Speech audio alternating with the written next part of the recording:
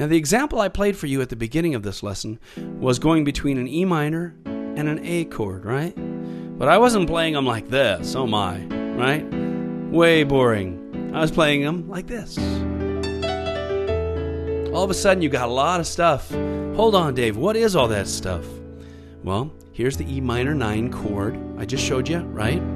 Nice rich chord that you're going to import into your musical toolbox. What about when I went like this? Guess what? Each one of those notes were from the E minor 9 voicing. So you can just pick and choose at will. Isn't that nice? It's a simple way to improvise. Learn some great voicings and then pull from them for melodic lines. Okay, and then I was going to an A chord, but I played it in voicings like this. Right? So how does something like this get turned into something like this? This is a much nicer open voicing. Well, here's the root, here's the third, here's the fifth, okay?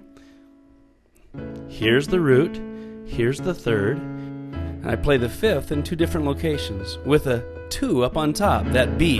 Sometimes I'll throw that in if you watch that video. So we've got an E minor 9 and an A with an added 2 that I'm playing sometimes. Halfway through the demonstration, I moved up to G minor and played basically the same voicings. Now there's a little something extra in there, isn't it? This would be just the same as what I did at the beginning, but I played it like this. And then I'd play notes all over the keyboard from that voicing for melodic lines. What's this? Well, the 7th is present, right? There's that old rule. So we've got to call this by its higher extension. What is it? 1, 2, 3, 4, 5, 6, 7, 8, 9, 10, 11. Wow. So you've got a G minor 11 chord. You've got to have a big typewriter to type that baby out. And then I made melodic lines from all the notes in those voicings. Now at the very end of the opening demonstration, you heard me play a melodic line sounded like this. Now those are all notes pulled from the E minor 9 voicing, along with notes from the A 2 voicing. So I got some C sharps in there. So I went between E minor 9, and then the A, and then back to E minor 9 notes. And I landed on this last voicing that I want to show you in this little lesson. This is another voicing of an E minor 9. Let's just take a quick look at that. Now this is a great voicing because it's really compact. The earlier one we looked at was like this. But this one we take the 9 and drop it down on the bottom so you have this half-step dissonance, right? It sounds really nasty by itself. But together it makes really nice, rich voicings. On G minor 9 it sounds like this. How about C minor 9? Isn't that nice? Now I'm going to keep going up by a 4th each time. That's F minor 9, B flat minor 9, right? E flat minor 9. All really rich stuff just because of the dissonance between that 9th and the minor 3rd makes a great compact voicing.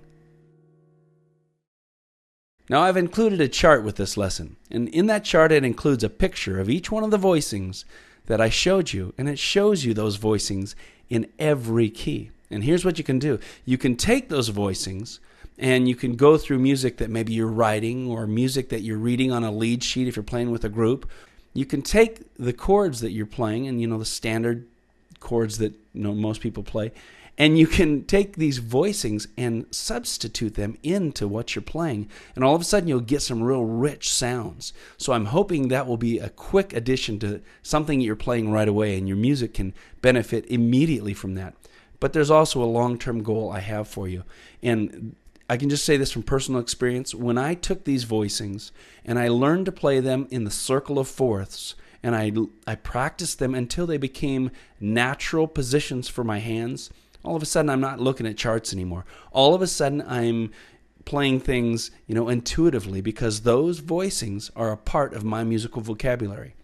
I hope you take these voicings, and I hope you learn them in every key. You'll notice on the charts that I've printed them out in C, and then up a fourth in the key of C, which is F, and then the next one is up a fourth in the key of F, and it's in B flat, right? The next one's up a fourth in the key of B flat, up to E flat. Man, this is something I preach so much. Go around the circle of fourths with these chord shapes or with these voicings, and they'll become natural and a part of what you like to play.